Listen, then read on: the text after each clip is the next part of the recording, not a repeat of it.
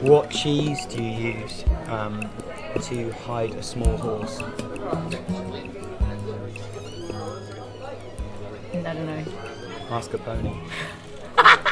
Don't worry about it.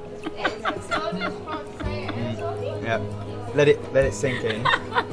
This is just the initial laughter. You'll be laughing for days. That's amazing. So tell me, Michael. Does anyone call you Michael ever? Just your mum? My mum does, yeah, and some mates that I've had since I was little. Michael. Were you a musical child, or did that develop later? Yeah, I was. I played the recorder. What? Yeah, like it's a sexy instrument. When I was tiny, and then I started playing guitar when I was like classical guitar. I was about 10 or 11. Not many 10-year-olds play classical guitar. How did that happen? No, right. I don't know. I remember getting a guitar for Christmas, and it was a nylon string. It wasn't like a rock pop guitar. So I don't know. I think my folks were pretty up for me just giving music a go in a kind of solid way. So yeah, I did classical for years, and then by the time I realised I couldn't be bothered, I'd already got to that stage where, you know, you're fairly advanced and stuff. So I got up to like grade 7, I think. That's impressive. Are your parents musical? My dad sings a bit, yeah. Not as well as you, though. Well, you know. Are you the best singer in your family, Mike? I couldn't say that. I could probably. Yeah.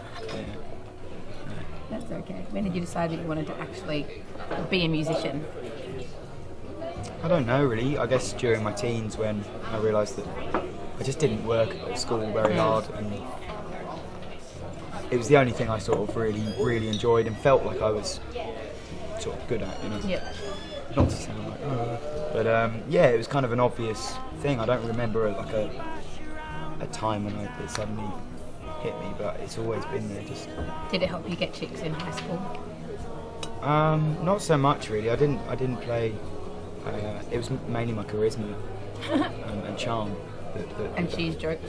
Cheese jokes came a lot later. Like if I'd had the cheese jokes at high school, I would have cleaned up. How many girls have you pulled from the cheese joke? I don't think any directly from the cheese joke. Like I don't think you can roll out that really. You don't have enough faith in the cheese joke, brother.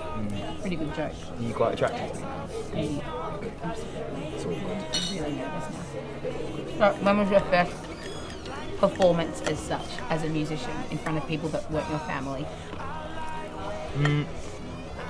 I remember a gig in Brighton when I was, I guess, 16. And yeah, just the most terrifying, awkward experience. Yeah. Couldn't talk, just played songs and stared at people, and then left. Yeah, it was horrible for everyone. But, yeah. Do you really? How many gigs do you do a year? I do loads of busking, so I mean, including that. Yeah, probably 200, I guess. Yeah. What's the number one tip for successful busking? If there's one thing that you need to remember, if I'm going to go out and busk tomorrow, what do I need to know? Like, don't hit kids. Just don't do that. That hasn't worked out too well for you in the past? No, it hasn't, and I've really learned a valuable lesson actually. Busking aside, like, I mean, they're annoying, just don't hit them. Because I've never hit. This project, this album, you've got like everyone who's whatever in the Australian music industry. How did you do that? Are you just super nice and no one can say no? Or is it just, what is it? What's the trick? It was a weird one because I did it, I made it a few years ago, so it was pretty, I think it was my second trip to Australia, first big one. And I knew Josh Pike and I knew Lior from gigging with him before and just through mutual friends. I started busking and gigging and hanging out with people and writing them songs and just meeting people. And thought it would be cool just to record a track, stick it up on YouTube, maybe every couple of weeks, just to keep things ticking over on the YouTube side of things. So we started recording demos, and I recorded one with Josh and Lee, and they just sounded really good. And suddenly this idea was born that I'd get as many as possible and just see where we're at. So I travelled around the country and met all sorts of different people and did a load of different things.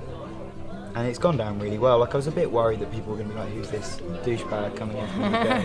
And that people would look at it cynically, like maybe it's some kind of, you know, PR stunt, record label thing. The thing is, like, I had no money and it was all off my own back. I have no label. So it really is a pretty organic record. Would you agree that, like, collaborations at the moment are massive and that's worked kind of well for you? Yeah, I guess so. I mean, you look in the pop world and, like, there's not a week that goes by without Lady Gaga collaborating with Justin Timberlake or whoever. And I think in that sense it's possibly a little contrived because it's like, these guys sell record, these guys sell record. Fine. I think in its pure form it's a brilliant idea because you come up with something neither of you would have done. Yeah. You know, if you're writing with them or even just recording one of your own songs with other people, you come up, like, they bring a whole new set of ideas. So that's really exciting, and I think plus if you look back at the 60s and 70s, everyone was collaborating. Yeah. You know, like James Taylor, Carole King, that whole scene. And it didn't used to be a big deal. And nowadays, I think music is so sort of, musicians become so insular and so competitive with each other and looking over each other's shoulders, and really it should just be like any other job. You should support each other. You're going through a similar thing. You should hang out, have fun, and I've just been on the road with Josh Pike over in the UK, and it's been brilliant, you know, actually kind of just really letting your guard down and being open and honest about your fears and your excitement and your just your emotions about what's going on in each other's careers, you know. So I think that's really important as a musician. Yeah. If you could choose to collaborate with anyone, dead or alive, would they actually be dead? Like, would I just be there with the corpse? Yes, but they would know. No. They would be alive again. You can bring them to life for one performance only. But then they'd be like, oh, keep me alive for another 24 hours. I No, want they to say wouldn't hello go. to someone. That's part of the plan, Right. so they won't do that. Right. I think maybe someone like Otis Redding. No, because his voice would be so much better than mine. Yeah, and I do a that's verse. the thing. They can't be too good because then you look crap. Yeah, maybe someone like... Now, whoever you Like say Flip. now is someone that you don't think has a very good voice. It's not good. It's not as good as Otis. That's true. Okay. Oh, wow, this has got more complicated than it should have been. You started complicating No, I with all know, your questions about Pretty are they going neurotic. to want to stay. Are you a neurotic person? Fairly. That's alright. Fairly. I'd love to collaborate with the band. The band is in The Last Waltz. The Last Waltz is oh man, like aside from all of this. Yeah. It's a Scorsese documentary. Yeah. And basically the band were like Bob Dylan's backing band, and they played with basically everyone in the 60s Yeah. and 70s. And were a band in their own right as well. But their last gig was televised and documented by Scorsese. Bob Dylan, Neil Young, Joni Mitchell, Van Morrison, basically everyone that's ever been brilliant is there. And those guys are just the most amazing musicians, and I guess that would be a lot of fun. It's a great answer. It's way better than like Elvis, which is what most people say. Yeah, he actually wanted to do something, and I was like, Yeah. you know what, just don't think it's... I read that, but I don't It'll know if work. it's true or not because you're busy. Yeah, I'm busy, he's dead. So it's like, you know, it's A lot of complications. tricky. I'll know I've really made it when ... I've really made it when I become a complete arsehole. Don't do that. Like a horrible arsehole. Like they're just, yeah. Like with like unrealistic rider. Yeah, and requests. just shouting at people all the time. Like, saying things like, do you know who the fuck I am? Stuff like that. So if I meet you in a couple of years and you're like, I don't know, you get in my face. Yeah, and you'll be like, we ate eggs and soldiers, cheese jokes. And I'll be like, Hello me! get out of my flipping face. Stuff like that. And then I'll embark on my new career goal, which is taking you down. Right. I'll start a website. Yeah. Passengerisandarsehole.com. Yeah. / don't buy his music. That actually already exists. But No, it doesn't. you'll have to do like .org or something like that. Yeah, or .au. But I want this thing to go international, so it can't be .au. All right. Okay, well, I hope you do make it big, so I hope you do turn into an arsehole one day. No worries. Oh, I saw divers and saw